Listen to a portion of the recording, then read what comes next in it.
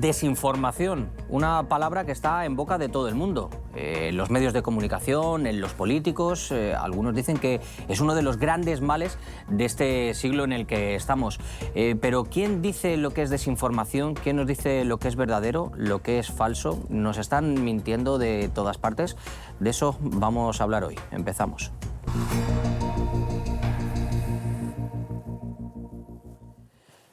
Se ha convertido en uno de los primeros puntos de la agenda occidental. Debe ser porque parece que han perdido el relato, ese relato único que nos están intentando inculcar. Y parece que los medios occidentales y también los políticos nos dicen qué es lo bueno y qué es lo malo, qué es lo verdadero y qué es lo falso. Pero ¿ustedes se lo creen realmente? ¿A quién tenemos que creer, Cristian? Porque hoy en día, si un espectador, un lector de un medio de comunicación lee una noticia, puede estar siempre con esa duda, ¿no? Yo creo que a los que por lo menos no hay que creerles es a los que nos vienen mintiendo ya desde hace muchísimo tiempo, y en particular yo creo que es esa especie de alianza que hay entre cierta política y los grupos mediáticos de primera línea, ¿no? Los llamados mainstream. Los medios de comunicación nos están diciendo, cuidado que la desinformación solo viene de estos países. Y pongo, por ejemplo, el caso de Rusia. Hay una campaña enorme, por ejemplo, también contra este medio, al que se tacha de propaganda, se tacha de desinformación, etcétera, etcétera. Y parece ser que solo los medios occidentales son los que, digamos, son la Biblia con la que habría que dormir al lado, como tienen, por ejemplo, en las cárceles de Estados Unidos, cuando todos sabemos que esos medios occidentales han contribuido a una desinformación que ha ido degenerando en muchos cambios sociales, políticos y también con consecuencias económicas. Sí, y que en los últimos tiempos yo creo que han cruzado incluso límites, si se me permite, escandalosos. Por ejemplo, hay un ejemplo que fue muy grotesco en los últimos meses, que fue cuando se intentó asesinar al premier eslovaco Robert Fico, que en muchos medios occidentales, especialmente de España, La Vanguardia, recuerdo, los titulares intentaron asesinar al premier eslovaco Robert Fico, prorruso, anti-inmigración, populista. O sea, se daba toda una caracterización de quien había sido víctima de un atentado, como yo creo que no cabe duda si digo que se intentaba hasta justificar el atentado con esas adjetivaciones que se hacían. Y en realidad todo eso, esa caracterización que se hacía era en base a su campaña electoral cuando ganan las elecciones, que lo hace diciendo ni una bala más para Ucrania, estando en contra de esa guerra de la OTAN contra Rusia y poniendo de relieve los intereses de su pueblo, que obviamente, como toda Europa, vieron mermados Lo que hacen es un poco, digamos, darle la vuelta a la tortilla. Es decir, lo que iba a ser un magnicidio se convierte quizá en un mal menor.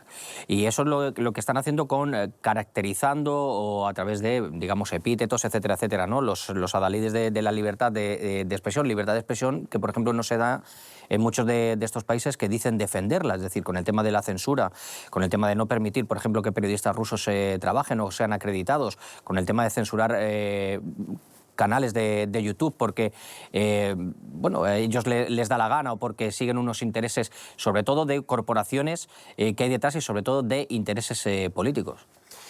Exacto. A ver, yo no he visto en ningún medio ruso que se adjetive o que se haga ese tipo de operaciones como la que describí hace unos segundos. Mantienen una línea editorial, pero sin tergiversar la verdad ni sin manipularla de ese modo. Entonces, en ese sentido, yo creo que la política occidental y los grupos mediáticos, que hay que recordar siempre, como me gusta decir, no hay que olvidar que tienen ese componente que está relacionado con los fondos de inversión, que a su vez están relacionados con las armamentísticas, y creo que ni más ni menos lo que quieren es seguir teniendo el monopolio de la verdad, entre comillas, o de lo que ellos quieren hacer ver al público como la verdad. Eso decía yo, que ahora parece que el Occidente colectivo ha perdido el relato. ¿Por qué? Porque existen medios alternativos, existen plataformas alternativas que parece que no pueden controlar, y todo lo que sale de su alcance es, digamos, señalado como malo, es señalado como nocivo, es señalado como algo disruptor en las sociedades. Y si nos damos cuenta, esos medios tradicionales, tú has dicho un hecho bastante reciente, pero si tiramos un poco más atrás de hemeroteca, las armas de destrucción masiva, con ese tarrito que se nos enseñaba el señor Colin Powell, si no me acuerdo, si no recuerdo mal, es algo que todos los medios difundieron y se estuvo patrocinando una guerra y apoyada por los medios de comunicación. Se justificaba ese tipo de intervenciones. Sí, por supuesto. A ver, los medios de comunicación funcionando ni más ni menos como el que le lava la cara a ese poder político, a este occidente colectivo que ya, a ver, estaba acostumbrado a llevarse a todo el mundo por delante, y esa pérdida de la que vos hablabas también está en la pérdida de capital político a nivel internacional. Ya no todos los países están dispuestos a decirles que sí a todo lo que plantean, y eso es algo que, aparte de esa pérdida de poder, entre comillas, sobre el manejo de la verdad, el sentido común de las poblaciones, la pérdida de que hoy en día son muchos los países que, no estando en el primer orden, no siendo principales potencias, hoy se le plantan de igual a igual a Estados Unidos. Eso es algo que yo creo que les da pánico, y por supuesto, ante una situación de miedo, se escala en la virulencia de las acciones. ¿Se puede considerar la desinformación generada desde dentro por estos grupos políticos, por estas corporaciones, por estos intereses, por estos agentes, como una forma de injerencia? Lo digo porque, por ejemplo, la vicepresidenta de Nicaragua lo ha denunciado así: injerencia social, económica, política, para intentar generar incluso golpes de Estado desde dentro, para intentar manipular a la opinión pública de lo que realmente está pasando. Es decir, cuando Occidente siembra, deja esa semilla, y quiere que haya un germen, que brote ese descontento social, parece que sí que se justifica. Y eso, al final, desde mi punto de vista, no sé si decir invasión, pero sí es una injerencia al normal devenir de una sociedad. Sí, por supuesto. Tal vez el caso más claro en ese sentido que vos marcás, me viene a la mente también algo reciente, que fue cuando se promulga en Georgia la ley de agentes extranjeros. Se arman un montón de movimientos supuestamente espontáneos de la sociedad. Espontáneo, ¿verdad? Salen de la nada, todo esto, ¿verdad? Claro, que son fogoneados por medios de comunicación que demonizan al gobierno georgiano que aplica esta ley, que hay que decirlo, Estados Unidos tiene una ley similar, la FARA. Entonces se hace por vía de las ONGs. Esto es como un equipo. Juegan las ONGs, juegan los medios de comunicación y el poder político, como vimos escandalosamente en ese mismo hecho, en el de Georgia que estoy relatando, cómo fueron diplomáticos de primer nivel alemanes a marchar con los manifestantes, expresándose en contra de la ley de un país soberano, que ni siquiera es parte de la Unión Europea. Entonces, por supuesto que es una injerencia, y no solo injerencia, sino escandalosa en los asuntos internos de un país que realmente está muy cerca de ser una, diría yo, hasta una agresión. Hoy estamos en una sociedad en la que yo creo que la celeridad de la información es vertiginosa, da miedo. Quizá se juega mucho con eso, ¿no? No hay tiempo de esa verificación, que en mi caso yo soy periodista, hay que verificar cada dato, hay que verificar cada palabra, hay que revisar una y otra vez, pero estamos en un momento en el que quizá, esto lo digo sobre todo para los más jóvenes, en el que vemos lo inmediato, ¿no? Vídeos que no tengan más de 10 segundos, vídeos que no verificamos si son de este año o son de sucesos anteriores. Y con eso se está jugando. Ni todos los trolls, como digámoslo así, ni todos los robots en las redes sociales están de un lado ni están de otro. Hay una auténtica guerra en las redes sociales, hay una guerra cibernética también por la construcción de ese relato, y se invierten muchos y muchos millones de euros, de dólares o de la moneda que queramos decir. Sí, por supuesto, y también hay que decir que esto no es nuevo. O sea, hoy en día, por este ritmo vertiginoso de las noticias y las redes sociales, sabemos que se da un efecto mucho más rápido. Pero esto yo en algunas conferencias he citado a William Randolph Hearst como un antecedente de estas manipulaciones de las noticias. Recordemos el hundimiento del acorazado Maine en la bahía de Cuba. para generar la guerra entre Estados Unidos y España, que fue una noticia falsa, o sea, un atentado de falsa bandera. Hay que recordar los vínculos de los medios de este magnate norteamericano con Benito Mussolini y Hermann Göring en la época prebélica de la Segunda Guerra Mundial. El tema es que ahora, por supuesto, que estos medios tienen una propagación mucho más grande por las redes sociales, y lo que yo recomendaría, como vos bien decías, el tema de la verificación. Hay que tener mucho cuidado con el replicar noticias que nos llegan y que no las verificamos y las reenviamos. Eso es algo que hay que tener muchísimo cuidado. Esto yo lo diría a nivel de la población, y no es tan difícil verificar una noticia. Si no aparece por lo menos en 3 medios de primer nivel, porque acá hay una cosa, y con esto cierro esta parte, Javier. Si una noticia no aparece, por ejemplo, en Washington Post, New York Times y en RT, posiblemente sea una noticia falsa, porque si es una noticia verdadera, sin duda va a aparecer en los 3. Lo que va a variar es el tratamiento. Cuidado, porque también últimamente, si se me permite la expresión, se la están colando a través de las agencias. Hemos tenido 2 patinazos muy, muy grandes de una agencia principal como es la agencia EFE, y muchos medios han publicado accidentes al edificio más alto, no sé si era de negocios de Madrid, la muerte de un escritor. Quiero decir que incluso hay que tener mucho cuidado con lo que se lee en las agencias. Por eso hay que ponerse en el lugar del espectador, los que somos los profesionales de los medios, y saber que estamos tratando con un material altamente peligroso y altamente sensible. Es decir, hay que comprobar y cotejar absolutamente todo. Y cuando decías el tema de las ONGs, ahora que está tan de moda todo esto del fact-check, todo esto de la comprobación, la verificación, yo creo que hay que ver quién está detrás también de todas estas organizaciones, de todas estas plataformas que dicen qué es lo que es verdadero y qué es lo que no, qué es un bulo y qué no. Y traigo un ejemplo al caso, y con esto también termino para darte la palabra, y es, por ejemplo, los debates presidenciales con Donald Trump. ¿Quién estaba detrás de la verificación de esos periodistas que se supone que solo tenían que moderar el debate? ¿Y quién está detrás de todas estas ONGs? Sí, claro. Bueno, en ese caso puntual el debate eran 3 contra 1. En algún momento fue claramente 3 contra 1. Estos 2 periodistas puestos del lado de Biden. Ahora bien, o de Kamala Harris. O de Kamala Harris. Sí. Ahora bien, en el caso de estas verificadoras, es también de vuelta volver a delegarle la autoridad de decir que es cierto o que no a un organismo poco transparente, que para decir, exactamente, para decir un solo caso, y yo, o sea, me hago cargo de mis palabras siempre y no tengo problema en hacerlo una vez más.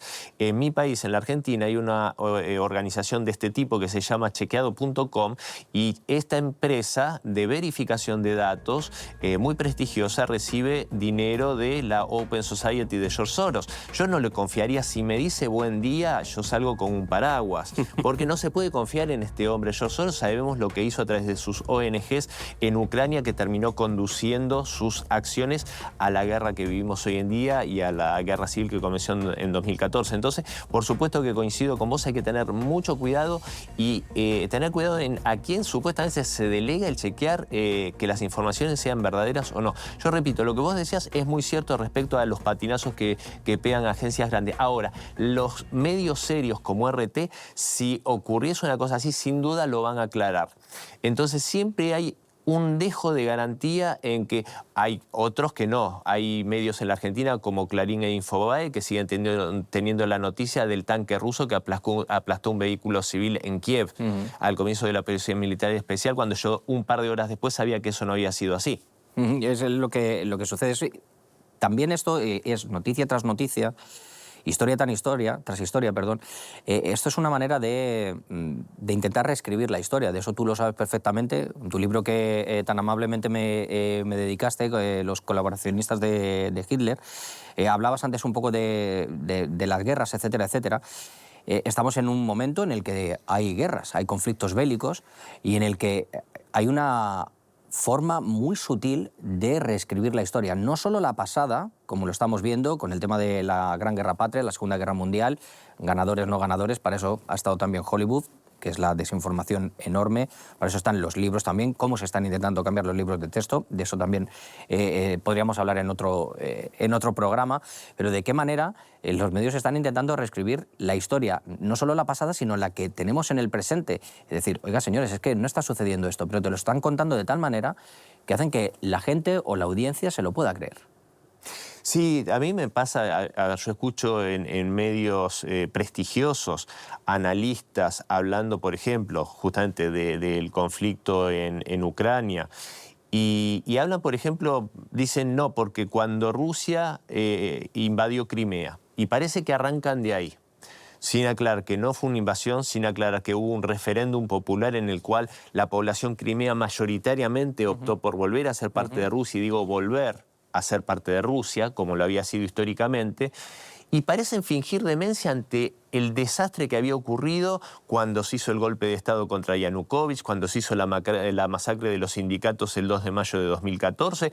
Un baño de sangre tremendo, y estos señores analistas, colegas, desgraciadamente, fingen demencia y te cuentan la historia, como vos decís, reescriben la historia que estamos viviendo, con una cara de piedra que no se puede entender. Sí, sí, son conceptos, digamos, antagónicos. Es decir, yo no sé si esto de lo de una mentira repetida 1.000.000 de veces, como decía Goebbels, finalmente se convierte en una verdad, y es un poco el mantra que se intenta repetir. Y sobre todo que detrás de esta desinformación hay unas intenciones detrás.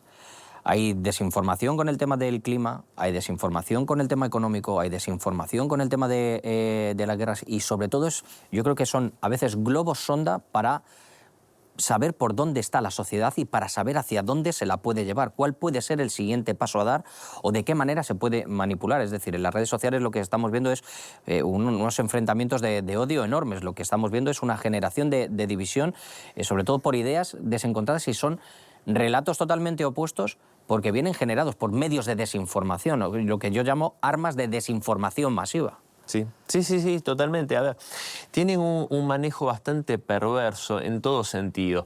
Lo que vos decías, por ejemplo, del tema climático, vos mencionaste eso y me vino a la mente el luctuoso desastre que ocurrió en España, en Valencia, la Dana. Vos fíjate, yo tengo entendido que históricamente, o sea, pueden haber factores climáticos que se hayan incrementado en las últimas décadas. Nadie niega el cambio climático. Nadie lo niega. Ahora, yo lo que digo, el fenómeno que ocurrió en Valencia, yo tengo entendido, y vos me vas a corregir como un español que sos, si no es algo que viene sucediendo hace siglos y que históricamente se llama gota fría. Eso es. Y hasta le cambian el nombre o ponen un nombre nuevo, como esta sigla, como para que pareciera, a mi modo de ver, que es un fenómeno nuevo, cuando es un fenómeno que viene ocurriendo históricamente en España hace siglos y que se llama gota fría, que la abuela y la bisabuela y la tatarabuela lo mencionaban. Entonces vos fijate que es eso, incluso la de poner nuevos nombres y resignificar algo como si fuese algo nuevo, cuando son tal vez cuestiones que vienen ocurriendo cíclicamente en un mundo que es así.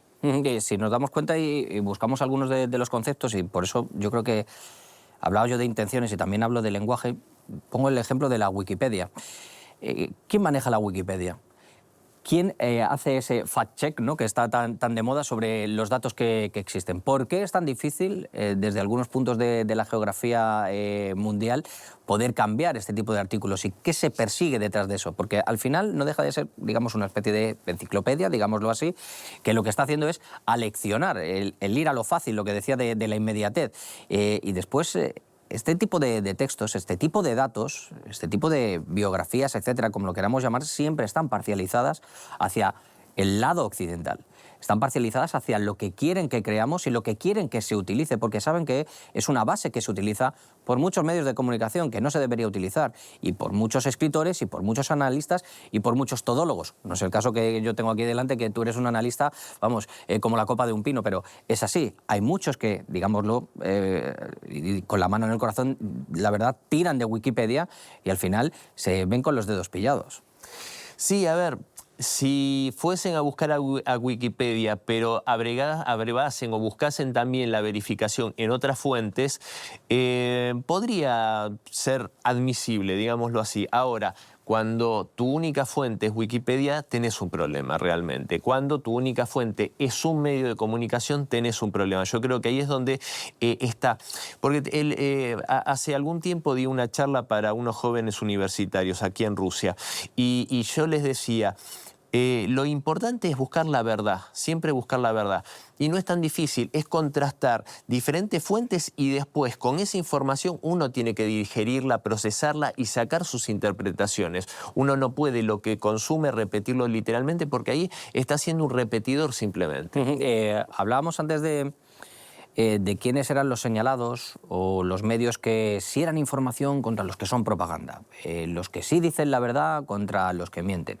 Y hay muchos medios que están estigmatizados, entre ellos en Occidente, o personas como yo también en Occidente, o como tú. Se está haciendo una especie de purga, hay una persecución, lo digo porque yo lo estoy viendo en España, y lo estoy viendo con compañeros, con analistas, con columnistas, con medios de comunicación, como una especie de caza de brujas para ir detrás de todo aquel que sea disidente o que tenga una voz alternativa, que tenga una voz, digamos, ya no digo contraria, pero que ofrezca un relato alternativo al que se nos quiere hacer tragar cada día. Sí, a ver, ¿sabes? A mi modo de ver, Javier, ¿sabes cuál es el problema? Que yo siempre lo digo de vuelta, yo me hago cargo. A mí muchas veces me acusan de ser prorruso, tener una mirada de simpatía hacia Rusia, lo cual por supuesto es así, cualquiera que me escucha se da cuenta, no hay que ser un lumbreras para darse cuenta. Ahora, yo me baso en factos y en argumentos. O sea, yo lo que digo está solventado con hechos reales y con argumentación que doy. Mi orientación, después mis simpatías van por otro camino. En cambio, yo creo que los que confrontan del otro lado no tienen la posibilidad, no tienen la fuerza argumental y el mostrar los hechos como para tener un debate adulto y serio entre las dos posiciones. Entonces, como están imposibilitados, lo único que les queda es sacarnos de la cancha y no dejarnos jugar. Estamos en medio de una especie de, no sé si decirlo así, le he dicho antes, de caza de brujas, de una persecución. ¿Te da miedo la persecución por mantener una postura contraria, digamos, al sistema occidental o al mainstream o a lo que se nos intenta imponer desde una parte? Yo acá debo de ser totalmente honesto con vos, Javier, y yo sé que en mi país, en la Argentina, el grado de persecución es muchísimo más bajo del que se sufre en España. Eso lo sé, tengo muchos amigos como vos que son españoles y sé que los medios allá son mucho más duros. En Argentina yo sería injusto si yo dijese que sufro, si no me llaman de los medios principales, no me llaman, eso también es un hecho. Ahora, yo en particular, como soy yo, sinceramente no siento miedo porque si no hiciese lo que hace sentiría que estoy en deuda conmigo mismo. Entonces yo voy a hacer lo que considero que tengo que hacer durante el tiempo que pueda. Pero sí sé que en otras latitudes es riesgoso, incluso para la integridad física es riesgoso. Hay gobiernos que pueden estar detrás de estas persecuciones, de toda esta, digamos, arquitectura mediática que lo que intenta es quitarse de en medio a todo el que pueda o el que tenga una voz contraria. Lo digo por las grandes inversiones que está habiendo, por ejemplo, en la Unión Europea, cómo ha cambiado el relato, por ejemplo, de von der Leyen diciendo que ya del cambio climático nadie se acuerda, debe ser, antes hemos hablado de ello, ahora la prioridad es el tema de la desinformación. Hay medios, incluso como por ejemplo el País, que encabezan una especie de caza de brujas con la desinformación. Existe una maquinaria, una arquitectura, como he dicho, mediática, pero que gobiernos y corporaciones quieran instaurar y que lo estén intentando hacer por ese miedo al haber perdido el relato, como te he preguntado antes. Yo no tengo dudas al respecto. A ver, cuando Orwell escribió 1984 y como un trotskista anticomunista pretendía hacer una referencia a la Unión Soviética, yo creo que eso fue premonitorio, pero de la Europa actual. Yo creo que en Europa se está generando un caldo de cultivo que ya se está viendo de un dominio total de lo que se puede decir y lo que no se puede decir. Creo que, y no creo equivocarme, que España, la España de Sánchez, es en algún sentido un ejemplo de esto en cuanto a la restricción a la libertad de expresión y a la estigmatización de los que tienen una mirada diferente, una opinión política o exponer noticias que confrontan con lo que pretende mostrar el Estado, en esta conjunción, como decíamos antes, de Estado, medios de comunicación de los mainstream y las ONGs. Es muy riesgoso porque aparte terminan enterrando a sus poblaciones en la más absoluta ignorancia geopolítica, por ejemplo, que es lo que hablamos habitualmente de geopolítica. En España yo tengo entendido, vos me corregirás si no es así, que el común de la gente realmente está muy desinformada, totalmente desinformada de lo que está pasando, que va a ser en definitiva lo que afecte al futuro de sus vidas. Al final se dejan arrastrar por esa corriente de desinformación que se supone llevan los adalides de la libertad de expresión, en la que no estamos, desde luego. En apenas 30 segundos, Cristian, yo sé que no te gusta el intrusismo, sé que no te consideras un periodista, para mí eres un analista de primera y un escritor de primerísima. Gracias. ¿Qué le podríamos decir a los que están estudiando periodismo, a las futuras generaciones, para que se pudieran fiar de que vaya a existir una información fiable? ¿Qué consejo les darías brevemente? Yo creo que siempre la premisa debería ser tener la verdad en la mano. O sea, que la verdad sea lo que nos guíe, aunque suene tal vez romántico, yo creo que no es una idea romántica, yo creo que puede ser real. Creo lo que yo llevo para mí en mis actos, yo nunca he tenido problema ni miedo de ser tildado de no ser neutral, no me interesa ser neutral. Yo lo decía también ante estos jóvenes estudiantes rusos de Ekaterimburgo, yo no pude ser neutral ante el dolor de la gente del Donbass, ante lo que le estaban haciendo a partir de 2014, no pude ser neutral ante las imágenes de los neonazis nacionalistas ucranianos, no puedo ser neutral ni quiero ser neutral. Lo que sí quiero siempre es llevar la verdad, o por lo menos lo que yo entiendo como mi verdad, en la mano. Pues Cristian, muchísimas gracias de verdad por haber estado aquí en Zoom Plus. Como siempre es un placer tenerte de regreso a Moscú y te espero muy pronto. Muchísimas gracias, Cris. Gracias a vos, Javier, un placer. Muchísimas gracias. Pues ya lo habéis visto y lo hemos escuchado. Como siempre, con la verdad por delante, por aquello de que también la verdad os hará libres. Y aquí tenemos libertad de expresión para decir lo que pensamos y lo que sentimos, y siempre con la verdad en la mano. Nosotros nos marchamos. Os espero la próxima semana. Chao.